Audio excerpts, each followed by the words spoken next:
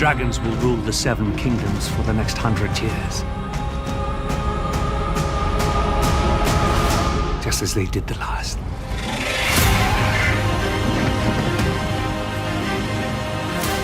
The best fiction, the best drama is about characters. The story of House of the Dragon is a story about very flawed human beings, capable of doing good things, capable of doing monstrous things, capable of courage, capable of cowardice. These are the kind of characters that I love the most.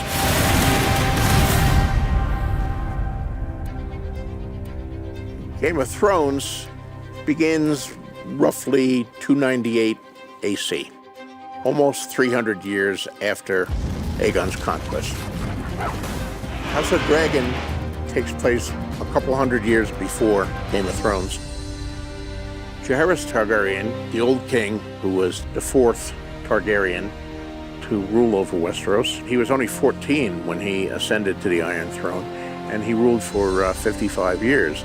It was a very peaceful time in the history of Westeros. It was a time of prosperity. King's Landing really grew enormously. It was a good time. Viserys the First, who is the heir that was chosen by the Great Council, when Jaehaerys passes away, he takes over, and he is now reigning over the Seven Kingdoms. There were a lot of Targaryens at that point, and you can see how the seeds of war are sometimes planted in a time of peace. People die, and the sons take over for fathers as lords, and they don't necessarily think they're bound by their fathers' allegiances or decisions or vows. So little by little, the seeds are sprouting. Game of Thrones focused on the Starks and the Lannisters. For House of the Dragon, the Targaryens themselves, the House of the Dragon, are at center, but two of the biggest players in the Dance with the Dragon civil war are the Valerians and the Hightowers. In terms of history in Westeros, the Hightowers are the oldest. They've been there for thousands of years. Their seat of power is Old Town, which was for many hundreds and thousands of years the biggest city in Westeros. They're a very rich house. Old Town is wealthy from trade mostly. And in the center of it is the High Tower, for which the Hightowers take their name. Lord Hightower is in Old Town, ruling over his domains in the city. But his younger brother, Otto Hightower, is the hand of the king when the story opens. Same position we saw Ned Stark play to Robert at the beginning of Game of Thrones. The Valerians were also a house from the freehold of Valeria, the mightiest empire in at least the West in my world. And they actually arrived in Westeros before the Targaryens. They were not dragon lords, however. They were seafarers.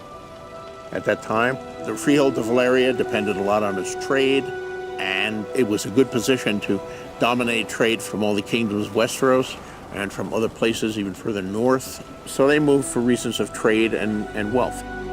Corlys Velaryon is Lord Admiral and Master of Ships, as his own grandfather was before him of a similar name. So since Aegon's conquest, the Velaryons have been very high in the councils of the House Targaryen. And after all his voyages, he's married to Rhaenys Targaryen, the queen who never was. House Targaryen and House Velaryon, they were close. There was a definite relationship between them.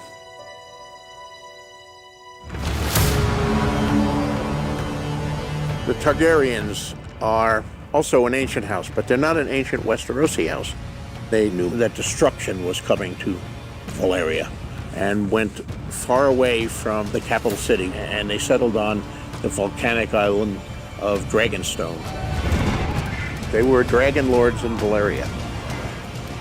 Now, dragons are really formidable, and they can turn the tide of a battle. It flies. It's difficult to hit. It breathes fire, against which most knights and men-at-arms have little or no protection. So if you have dragons, and that's where the nuclear option analogy comes in, you're hard to mess around with. So the dragons and fear of dragons was one of the things that made the Targaryens very secure in their power. Dragon Saddle is one thing, but the Iron Throne is the most dangerous seat in the realm.